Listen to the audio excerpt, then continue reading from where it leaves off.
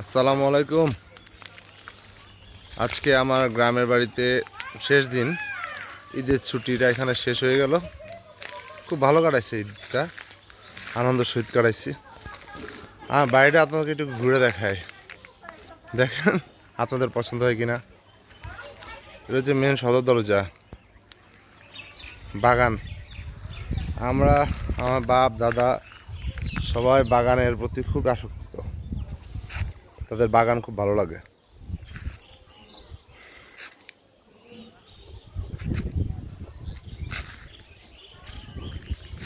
সিজনের সময় মোটামুটি আমরা সব রকম ফলই খাইছি, আলহামদুলিল্লাহ।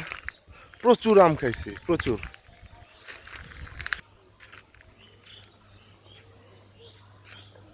এগুলো একসময় বাড়ি ছিল না, এরকম বাঁশঝাড় ছিল,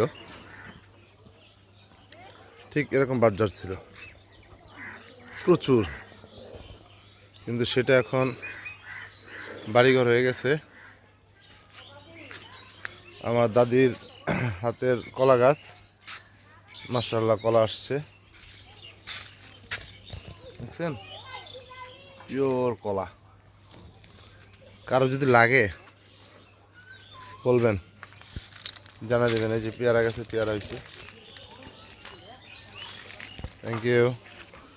পুরা ছাদ ধরে কুমড়া লাগানো ছিল, এগুলো কুমড়া উঠানো হয়ে গেছে।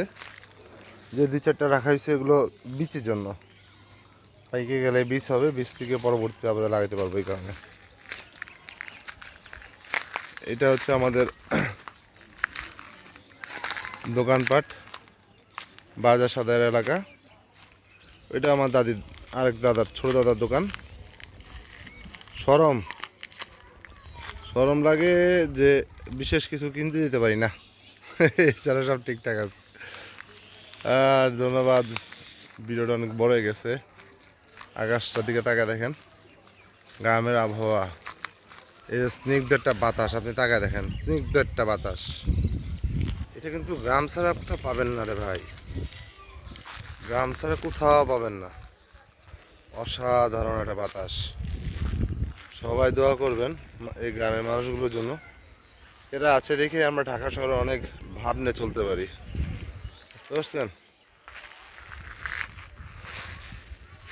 সবাই দোয়া করবেন, দোয়ার কোনো বিকল্প নাই। আল্লাহর কাছে সাহায্য চাইবেন সবসময়, আল্লাহ সাহায্য করবে আমাকে। অনেক কঠিন করে নামতে হবে ছাদ থেকে। আল্লাহ হাফেজ।